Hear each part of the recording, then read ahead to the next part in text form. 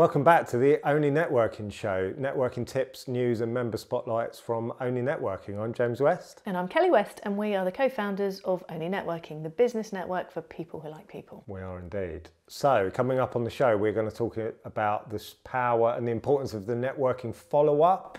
We're going to be going around the network talking about limiting beliefs, courtesy of Vander Varga, and we've also got an interview, good luck, with Steph and Debbie from the fantastic Stebbington. They are brilliant, aren't they? Dynamite, aren't they? Yeah, it's going to be fun. That will be an enjoyable one. So just want to mention our sponsors as well. Thank you to the guys at Get Set Solent. So Get Set Solent provides fully funded business support services, huge range of services for businesses in the Solent region.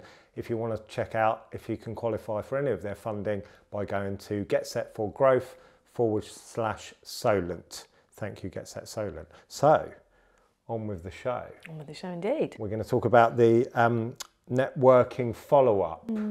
What is it? Why is it important for networking success? I'm going to do this as an interview because this is your thing, isn't it? Yeah. This is a topic you could talk about all day, and we all do it differently. So I think for me, I'll probably just talk about what works for me and what I see people kind of getting wrong. I think there's a tendency wherever you go, networking, to go, I need to talk to all of these people. Therefore, I will open dialogue with all of them. And then guess what? I can't keep up because A, I can't remember who it was that I connected with. I then can't remember what part of the conversation I got into. So I think for me, there's a couple of top wins when you're in a meeting, and I'm going to talk specifically about online, but take a screenshot because you've got everybody's names in the Zoom window. Later on, when you can't remember who that person was, you can go back to your screenshot and you can see, put a face to a name. And I think also, don't overwhelm yourself because you can't open up too many lines of communication because you just cannot keep them going. So I think the follow-up is a case of, why do you want to talk to that person? I think it's really important to state that when you connect with them. So whether you're sending a direct message on a Zoom networking meeting and saying, oh, hi, Charlotte, it'd be lovely to have a catch up with you. When you then go to do that catch up later, whether you send a Zoom link or a follow-up email, elaborate on why you would like to connect. But don't be frightened to say, I just really liked what you said and I'd like to get to know more about you. I liked your energy or what you said, Yeah, there's an awful lot to be said at the moment. I mean, I connect people all the time and I say, I don't have a real reason to connect to you other than I just really think you're going to get on and you're going to find out why that's going to be a good conversation for you. So don't shy away from that. But equally, don't be frightened to say, you provide a service that I need myself and I'd like to find out more, or I might have people that actually want what you need. I think of Terry Nowrot when I think of that. Terry has a video software company which is incredible and such great value. She's really easy to refer to because people need her product. So don't be frightened to say what the reason is. Just roll it back slightly. So this concept of the networking follow-up. So what are we talking about here? So you go to a networking event. Yeah. I think part of the problem and the part of this equation is that people think, well, I've been to the networking event, so I've done my networking. It stops there. That's one of the first mistakes, isn't it? That people, what's a follow-up? Why do you have to follow up? I've been networking. I've met all these people. You know, you hear this on calls, don't you? If you want to find out more, drop me an email, find me on LinkedIn. I'm easy to find. And then I'm going to go off this call or in person, and I'm not going to do a thing. Yeah, I mean, you don't have to. You don't have to follow up with anyone, but I think be realistic then as to what you're going to gain from your networking activity. So we talk about the fact, you know, do networking events need to exist in the guise they are, or do they need to be further developed? In some respects, just going once a month, once a week, or however often it is, and just keeping in the memory and the mind of that person that you're meeting, people that you're meeting, is enough to be able to stay in that space so that when they do need your services, they'll probably think of you first. It's a bit hit or miss though, isn't it? If you're going to go networking, you're going to be active and you're going to actively seek out conversations, connections and relationships, you're going to go straight to the top of their list of people that they're going to remember. So I think the follow-up is about, I've met you at a meeting, I like who you are, I like something that you said or something that you offer, and I just want to further develop that conversation to see whether it's beneficial to me, my network, or how I can be beneficial to you.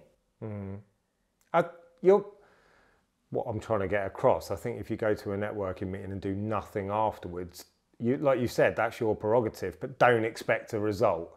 Don't expect people to come chasing you because you've said, well, I do X, Y, Z. Yeah. The way to get value out of a networking event is think of the networking event as the icebreaker introduction. And for people that you've already got to know and started to build a rapport, it's a check-in. But the continuation of the relationship, particularly online, with online networking, happens online. It's via LinkedIn, isn't it? And you don't even need a reason. I don't need you at the moment, and I don't know anyone to refer you to, for example. Let's give an extreme example. But if I connect with you on LinkedIn and I read your posts occasionally and give you a like or even put a comment, I'm building a relationship in a very new, like a modern way. I can't think of a better way of explaining it. Yeah, and don't forget that those relationships evolve over time. Yeah. Our networks evolve with us and our businesses. We move into different spaces, into different spheres, into different regions quite often as our businesses grow. So I think it's absolutely that. Networking can only give you a platform to meet the connections. You then have to do something with them. If you don't, absolutely fine. That's entirely up to you. But you are going to gain less from it than you would if you put a little bit of effort in. And that might only mean once a month you choose to have a one-to-one with a visitor, a member or somebody else and further that conversation. But if you're not connecting the dots and you're not showing that willingness to kind of be open to further conversations and connections, you will be missing out. What's your workflow? So you've already mentioned take a screenshot. We are going to talk specifically about online, aren't we? So print the attendance sheet. We provide it. Not all networks do. A lot of them do. A lot of them do. I'd imagine. But if you can, print an attendance sheet, because then that's the opportunity to write notes to connect visually with that screenshot. I've sometimes do it if I've got time. I find it a little bit difficult to do in meeting, but I know people that, for example, will open up tabs of all of the people that are in that meeting that they're not really connected to in LinkedIn. So type them in, and then post meeting, you can just go into their profile, hit connect, add note, which means you can message them with something. But met you at Only, met you at a networking event, let's get to know each other, let's connect. It's good because time moves very quickly. People will take varying time to get back to you, and you're not going to remember all of those conversations if you're doing them at volume. So by having a record, whether that's on a LinkedIn message, email chain, etc., it's just helping you out. So yeah, I'm always very kind of detailed in where I've met you and where I am in that stage of the relationship for my own benefit, not necessarily for the person that I'm talking to. How long do you spend? I think it's more a case of saying strike while the iron's hot. Yeah. So many people do a networking meeting and then run straight into something else, or maybe even drop off a couple of minutes early and then off they go. That's crazy. It's too late. It's too late, yeah. The moment's gone. Particularly in open category. Because if you've got somebody else in your industry that's in that meeting that's doing those follow-ups, guess who's going to get there first? You've missed out, haven't you? I'd say, wouldn't you, at least half an hour, at least after every meeting, to do some follow-up activity. I think people would probably be quite shocked if they knew how much our follow-up doesn't really end. No. I'm going to throw a spanner in the works here as well, something we've not discussed, but there is an awful lot of no-shows in the online world. It's very easy to just not go to a meeting, forget about it, get engrossed in your work, etc., etc. How many people actually reach out to the people that weren't there and say, I would have really liked to have met you today, you were on the attendance sheet. Now, not putting anybody on a generic mailing list, absolutely not, because that's a surefire way of killing a relationship. But I do it all the time. Okay, it's a bit different for us, it's our business, but I know that there's a couple of people in the network that will make the no-shows a priority, and they have really good results from that because everyone else is focusing on the people that were in the room. They forget about the potential that's on the list that weren't there. Not only that, I mean, from a selfish point of view, it strengthens the network, whether it's Only, wherever you go. If you're reaching out to a visitor or a member that's not been there, and you're saying to them, I missed you and I really would have liked to have a catch up with you, it shows them the value of getting involved in a community. So I think that's probably something to think about as well. I mentioned us spending sort of almost in a permanent state of follow-up. I think this is partly because if you're going to network at volume, which you can do online, you know, going back to our days of doing face-to-face networking, BNI style networking, you did used to have the time to have hour-long one-to-ones with everyone. That's got harder. I mean, if you're going to scale that up, I mean, you spend ridiculous amounts of time having one-to-ones, but for the average networker, you're not going to have that time. You're not going to be able to allocate 3 days a week to having one-to-one. So why then is the social media bit so important? Does it help plug that gap? Yeah, of course, yeah. I mean, it massively saves time because it's a touch point. It's a recognition. It's, oh, I've seen your thing and I've connected with you and I'm going to share it, I'm going to like it, or I'm going to comment on it. And that might take me 2 or 3 minutes as opposed to having a follow up with you, even an email touch base, which will take me 10 or 15 minutes. So it's all about prioritising the order of follow up. So, you know, those connections that are going somewhere and they have a kind of clear goal in sight, you're going to prioritise that because you're going to want to get to that end goal. But others that you're just nurturing, you can spend less time on. I think also as well, you know, yeah, I'm very unusual, but over time, I would have had an hour. I then reduced it down to 45 minutes and now I do half an hour. And actually, I could probably have a really good one-to-one in 20 minutes now. Yeah. I wouldn't do it because I don't think the people I'm talking to are necessarily as up to speed as it of me, and I want to give people the chance to be able to talk. But I think over time that will change. So I would suggest if you're having one-to-ones, 45 minutes is probably optimum, so that you don't get overwhelmed. And it's always going to run over a little bit, so you've got that hour kind of window, give yourself time to the next call, etc. So I think also go into it with not an agenda, but go into it with what you want to talk about and what you want to find out about that person. Do a bit of research. Do the research, you know, find out common ground, find out what you do want to talk about, and be prepared that if somebody asks you, how can I help you, you've got a good answer. A lot of people go, well, I just want business. But we know that. It's kind of implicit. We know that. So make it easier for the person that you're talking to. So I think recording this is also key. So how do you keep a track of all of these? You've talked about LinkedIn, keeping your messages. You can search your email chain. I mean, there's lots of different softwares out there. I'm using a new one at the moment, and it's just really to track the conversations that you're having, set a time for a follow-up, add notes in, you know, you can add birthdays in or names of partners, etc. So you've just got a kind of like a mini CRM for your networking contacts, so that when they do come back around, you can very quickly and easily pick back up that conversation. Yeah, I think that point about a CRM system, whether it be something quite rudimentary, I think, you know, if you're going to do the volume of connections that online networking offers, you probably need something software based, don't you? Yeah, I would suggest. And on that note, we're going to be talking to, well, you are, Steph and Debbie later about CRM systems. So, but yeah, I think it was just important to really get across that point that networking starts at a networking event. You have to have some kind of follow-up system in place.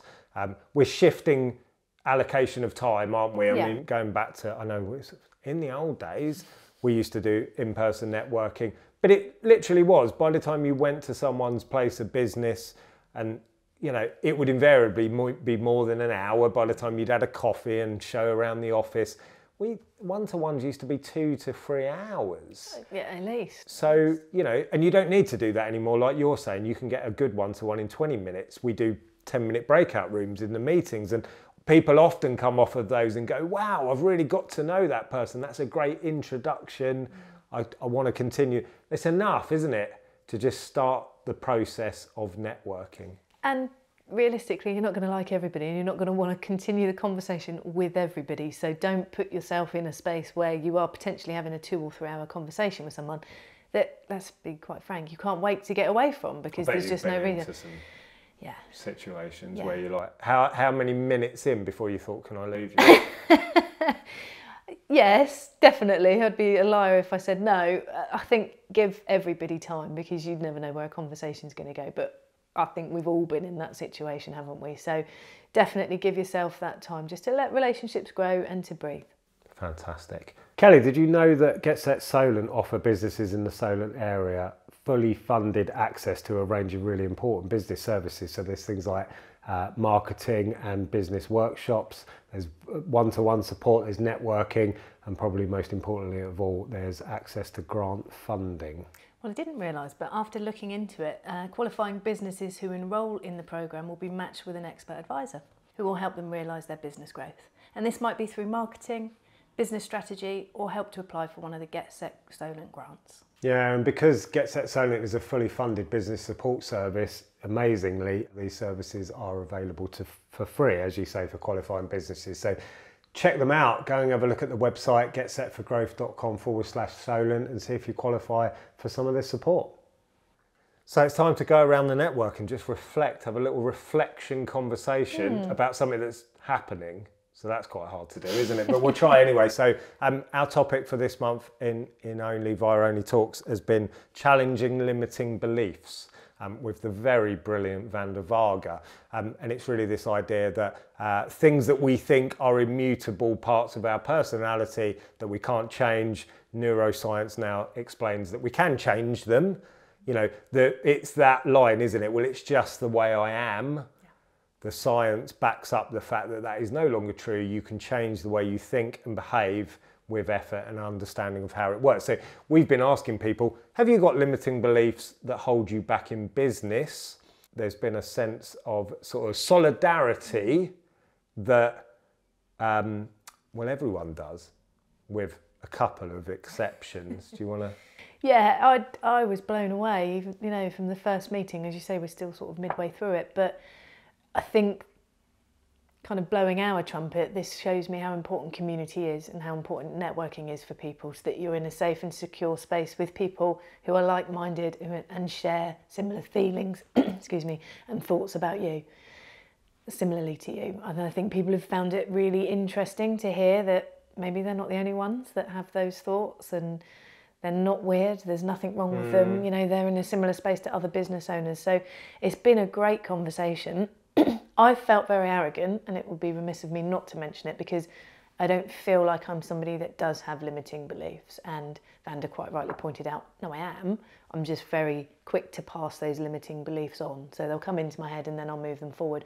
Or they don't factor in my world enough for me to want to do anything about them, therefore they don't hold me back. So I think, you know, kind of just elaborating on that in the business space, I've got paper everywhere on my desk, but it doesn't bother me enough to do anything about it to make a change. But it would make a difference to my business and my productivity if I did something about it. Arguably. So, you know, it's been nice to, and only one other person, Well, you can say it. the lovely Rachel Harwood, did agree with me, and she was in a similar space, but we did both say we've not always been like that. You know, we worked really hard to not be the person that we were before, and we're very lucky because we've been able to do it. So I think safe space in a community to be able to have those conversations is so important. It doesn't have to be apocalyptic. I think if you tried to have this conversation 5 years ago, certainly 10 years ago and beyond, when I first went networking, you know, business was very much about putting a business front, you know, and I can't show any weakness. And I think, you know, arguably the culture has shifted, I think, positively towards the fact that you can admit that you've got flaws, and you're a human being, and you've got children, and you've got other worries in your life.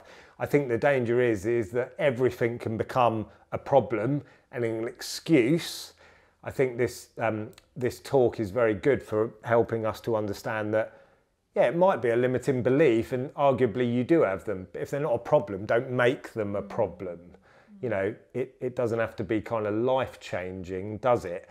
But it is really reassuring to know that everyone's got doubts. Everyone has bad days. And I've never known that in networking before, that we can have those conversations. Yeah, and I think that's another reason networking has changed hugely, because people are, like you say, happy to have that conversation. So I think, you know, whatever your views are on it, maybe there are little things you could tweak within your mindset in order to help you make the boat go faster. So how can you improve your business? How can you improve personally?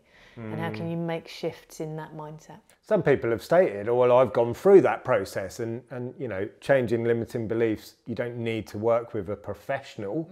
Sometimes it just comes down to a choice. I mean, Vanda talks about the fact that step one is recognising that's a limiting belief, and is it something that benefits me, or does it cause me a problem? Well, if you realise it causes you a problem, you can begin the process of changing it. Yeah.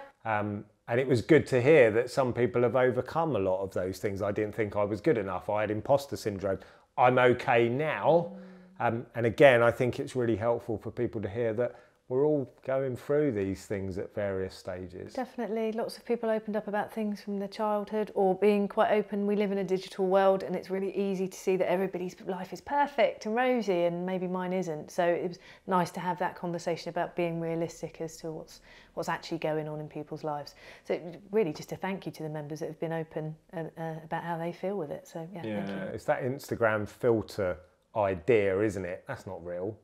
Absolutely. And do you know, funnily enough, when you look at social media, the posts that are more genuine and a little bit more open, there's a difference between that and sort of gaslighting and, you know, trying to get lots of sympathy to get likes. I think that's a very different tactic. But the ones that are a bit more genuine tend to get better engagement because we sense it, don't we? Yeah, exactly. And we need to sometimes see that. Yeah. So thank you, Vanda. Challenging limiting beliefs, fantastic topic, great conversation, and a bit of food for thought.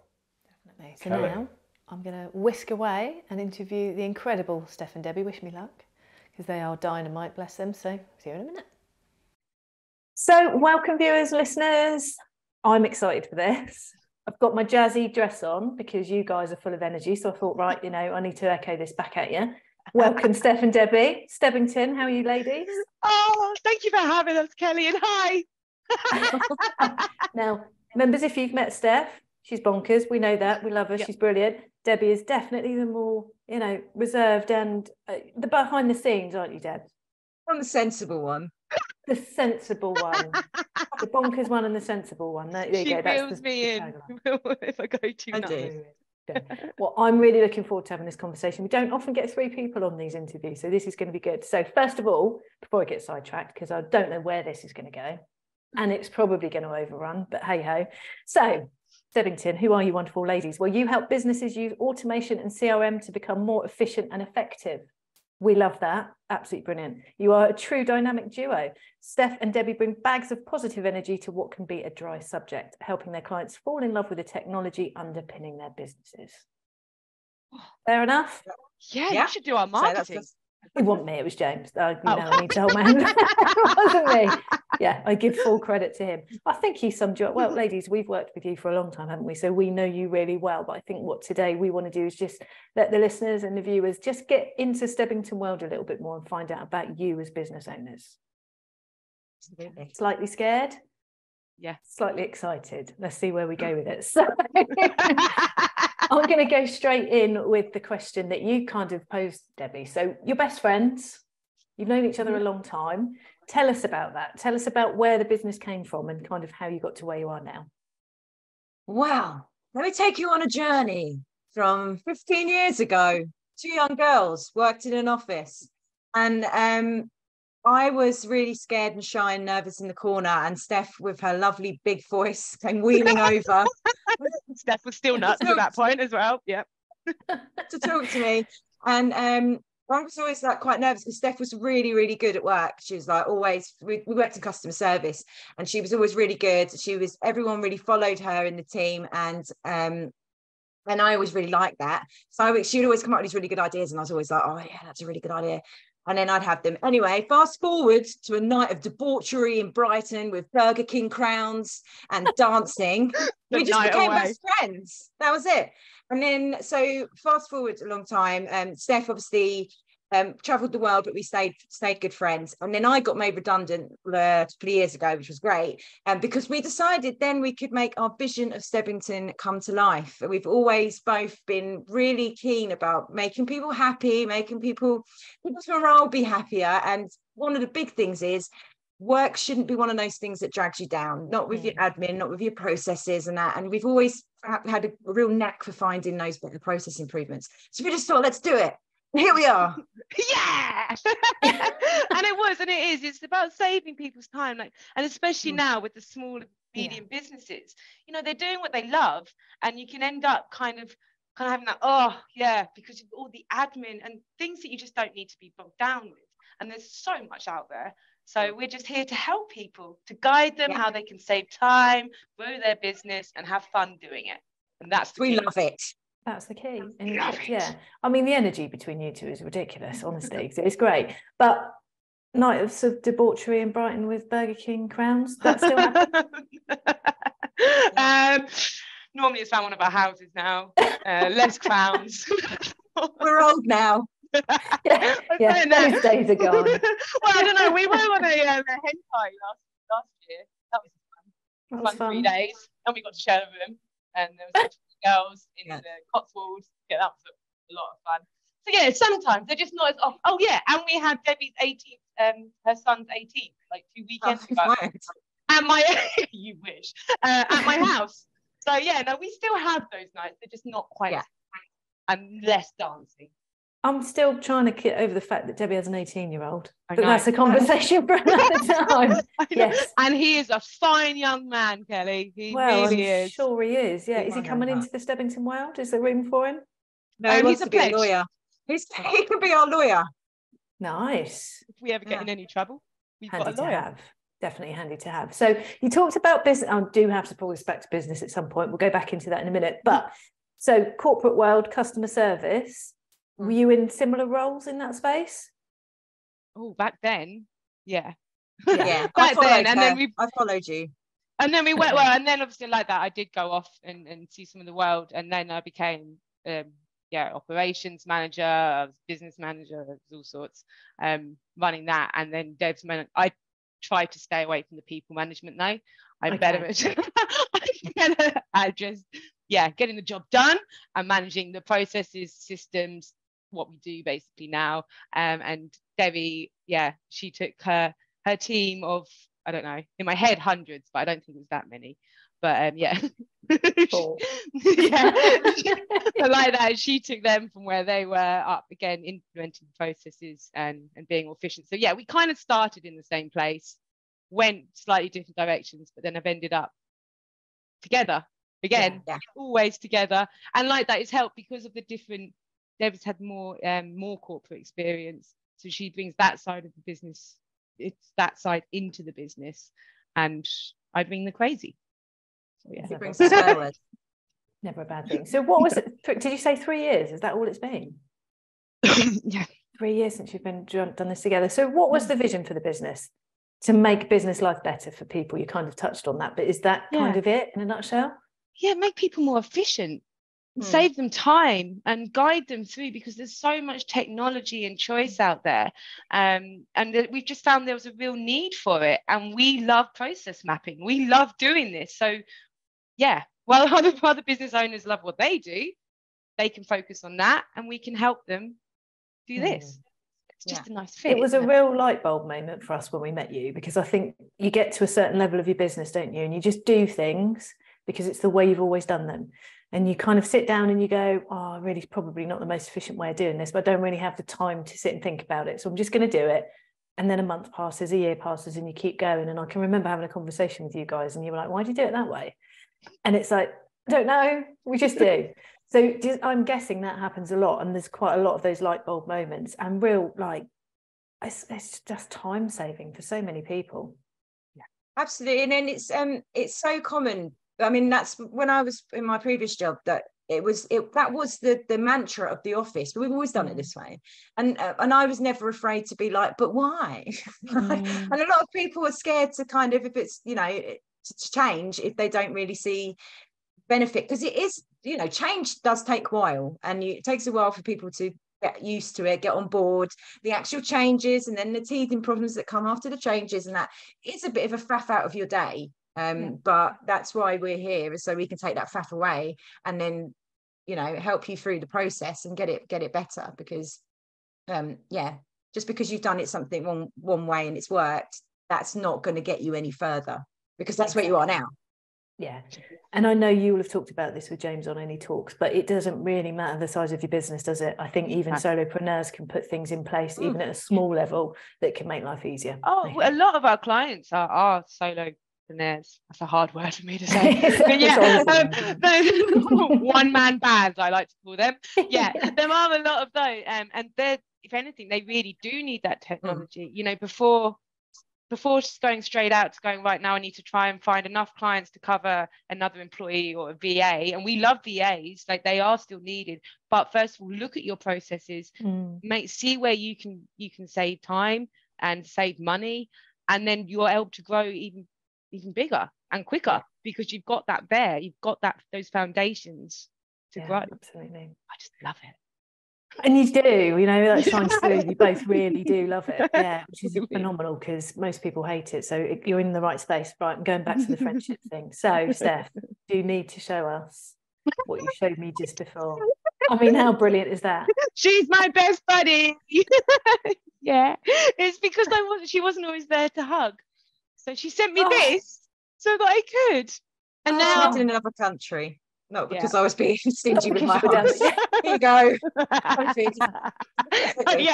Let's just clarify. It's because we weren't in the same country. Yeah, not nice now, and she just wouldn't. And it's so funny because when one of my other friends comes over, she lives in Australia. She actually hugs Debbie as well. Love a hug with Debbie. It's just that face. Look at it. It's lovely, isn't it? It is a good. And look at that. It's like the real thing, just there in. Just there to hug. Always there. Talk to me about the relationship. You obviously get on really well. Did that change setting up the business? Have you been tested? Tell us about I thought it would. Like when to be fair, when Steph moved back to England, when Steph moved back to England, I was worried. I was like, babe, we really need to make sure we're not in each other's pockets all the time, because I was really scared, because I know we've got a good thing here, but it hasn't, and we spend more time together now than we have done. And within the business, it hasn't really ever been tested, because we've always been very clear about our boundaries and our communication. And we have meetings, especially for Stebbington, and then we have our nights where we're just sitting around eating pizza, and then we don't mix the two together that much. And I don't know anyone else that has done this, so I do think it's something really special, because I don't like it. Just hasn't. We've been doing this for a few years, and we've not really had an argument.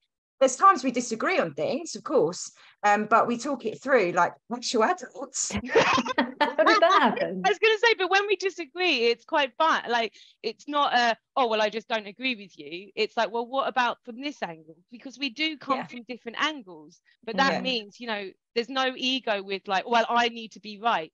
That stuff, that is what's best for us as a business and as a friendship. And she did actually, Debbie, before I moved over, she did send me a voice note saying, like, we won't see each other all the time, mate. Yeah. Oh. I was like, all right, calm down. I live 4,000 steps away from you now. No escaping. But I think it is about the fact that we love what we do. We love what Stebbington's about. We have those core values. We do have quarterly meetings where we look at our own processes. We look at what we've done well, what we haven't. There's no negativity around it. It's only like, we do come up with problems, of course. We do disagree, but it's not an issue because we don't allow it to be. We just go, well, no one's always right. No one always has the answer. So let's talk it out. And Debbie changes my mind all the time. There you go. She's very good. She would be very good in a debate team.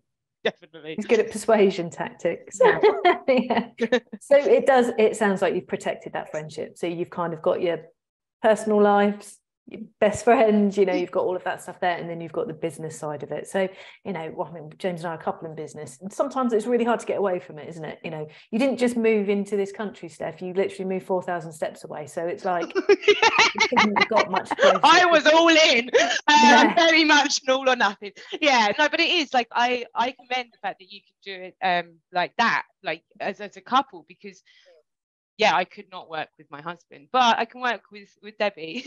But no, I think it is, like Debbie said, it's boundaries, and our friendship will always come first. But we do love Stebbington. We've created Stebbington together. It's a baby. Plans for anybody else to join the team? No. And she says I'm the protective one. No, we were actually come up in conversation. I think where we are at the moment, no, we do obviously we outsource some things, but as we grow, we'll have to decide would it be from the employees or the subcontracting route. Either way, I know that Debbie will be managing them because she is much better at people management than I am. And that's what I think also works for us, is that we play to our strengths. We hands up. I know, like marketing and like Debbie's she's so creative. I don't have that. I would just give me a system, give me a process, let me automate and make I just love that stuff alone. So we kind of play compliment. And we're not afraid to say I'm not very good at that. So respecting each other, having boundaries, protecting the relationships in different spaces. Good. So one other thing, you're in the automation, tech, system, software industry, kind of a male dominated world, isn't it? How does that feel? How do you deal with it? Well, with it being male dominated, here's a stat for you. Like the workforce in general is about 52% is women or something like that. But did you know it's only 26% of women that are in the tech industry? 26. And also 50% of women in tech leave before they're age 35. And mainly they reckon it's because you don't have promotion opportunities. Because they've only got 28% chance of becoming a manager in the tech world compared to men, which is just absolutely. But then I find it's weird, isn't it? Because a lot of our clients are female, and we work really well with them because they're more open to changes. They're more open to not benefiting themselves. What's the word? Making themselves better.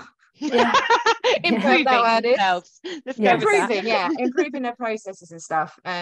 And whereas a lot of the men, I find they're very fact driven. And I think that we have a bit of a difference because we kind of nurture it all the way through, whereas with men it's very much facts. You should have this, and this, it will do this, and there's no kind of grey area with it. And maybe a bit more resistant to what that actually looks like. I think it does work to our advantage. Do you think? Well, sometimes, because a lot of there's a lot of tech speak. So another client, we're like liaison officers between the tech people who are building her app and her, because they can't talk, they can't communicate with each other because they're just going tech, and she's going, I don't even know what that means. I don't want to appear silly, or and so we're coming in kind of going, right, so we take what they say and we go, this is what they actually mean. We don't have to use the big words. And we love bringing the energy to it. Make tech more fun. That's what it's about. Definitely. And that is a different angle to you guys. I was amazed not only with your stats there, Debbie, but the look on Steph's faces to go, where have these stats come from? And we can tell who does the homework and who wins. But I would imagine over the last 5 years, that number has increased quite dramatically. I would imagine looking 5 years before that, and the number of women in the tech industry was even less. So I'd imagine. So it's only, I think it was something like 2%. It's only risen by 1 to 2%. Oh, really? That's interesting. Yeah, not much at all. I don't think people are that interested. I don't think, for some reason, it's the same with the sort of STEM stuff as well. Just for some reason, women aren't kind of introduced to tech the same way that boys are, I guess. I don't know. So they're just not interested in getting into it to begin with. And also, a lot of our clients, our female clients, maybe, they are more technophobic, I guess. And I don't know why that is. I've always been a gadget freak. I love it. And they're very smart, I think, but it goes back to you don't know what you don't know, and it's overwhelming. Which one do you choose? Where do you go? Which direction? What do you actually need? And then have you got the time and the energy to look into that? And isn't Debbie great? Sorry, I was just listening to her speak. I was just like, fascinating. Every day's a learning day, Steph. Take that one, Debbie. Definitely. So right, while we wrap up, just 2 things that I kind of want to cover. So firstly, what's your proudest business memory? What really springs to mind for the 2 of you? Not our Christmas party. I feel that's a different question. What is our proudest moment? I think coming up. Mine was when we registered on Companies House, because I was like, oh, fancy. It's a simple thing, isn't it, like that's just the starting point to everything that comes after it. I love that, Debbie. I was going to say, or signing, when we signed all our accounts and things this year. Debbie had a proper took picture and everything of me signing everything off with the accountant. We always do that. I think also it's not really just one moment, but it's just watching the business evolve. I'm so proud of like even from what we were, when we're just growing and evolving, which is what businesses do, but it's just so exciting to do that with someone that you know, like your best mate. I was going to say it's that I love. I mean, obviously I love her, but but it is, and I think the subscription, starting that subscription service, that was kind of one of my top moments, definitely, just to see that. And that was all Debbie. She was like, mate, really? Do this, and I was like, wow, yeah. And that, I imagine that's made a big difference to the business as well, taking some pressure off, and it kind of gives you that foundation each month, doesn't it? Yeah, it does. And it's also being able to work long term with those clients, you know, with people for ages. I don't know how many months, nearly a year, but it's nice watching them and seeing them succeed and being able to support them in the background, just doing what we do. So love it. I think we all need to take a leaf out of your 2 books, honestly, because just to have that energy, that recognition and respect for each other is just massive. And we've talked about this a lot in the last couple of months, but giving each other recognition and recognizing what you do as individuals towards the business is just brilliant. So yeah, we're massive fans of both of yours. Last question. We're big fans of yours as well, Kelly. It's all massive love question. James, Kieran, we all have teddy bears, all the faces. I feel like we should be in a field right now with like daisy chain headbands. Just be like, love you, man.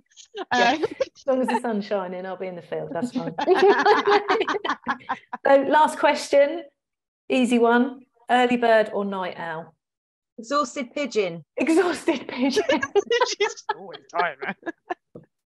Exhausted pigeon. Steph, did you say night owl? No. Early bird. Yeah, early bird. Early bird. I've been up since 5:20. I'm up, and I'm not allowed to talk to the husband till he has a cup of coffee. Like, we've learned after 12 years, do not talk. He's like, Steph, because I wake up and I am ready. Yeah, but come nighttime, I will crash and burn. So yeah. Okay. Interesting. I would, probably could have guessed that. I think, could have guessed that. Steph, Deb, honestly, you guys are awesome. Thank you so much. You are a joy to be around, and your energy is definitely infectious. So I would highly recommend anybody who hasn't had a one-to-one with you, reach out, find you on the members directory, and we'll put links and stuff on the show anyway. So thank you both. It's been an absolute pleasure. Oh, thank you. So there we go. That's been another great episode of the Only Networking Show. Thanks for joining us. Please like, subscribe and share, and we'll see you again next month.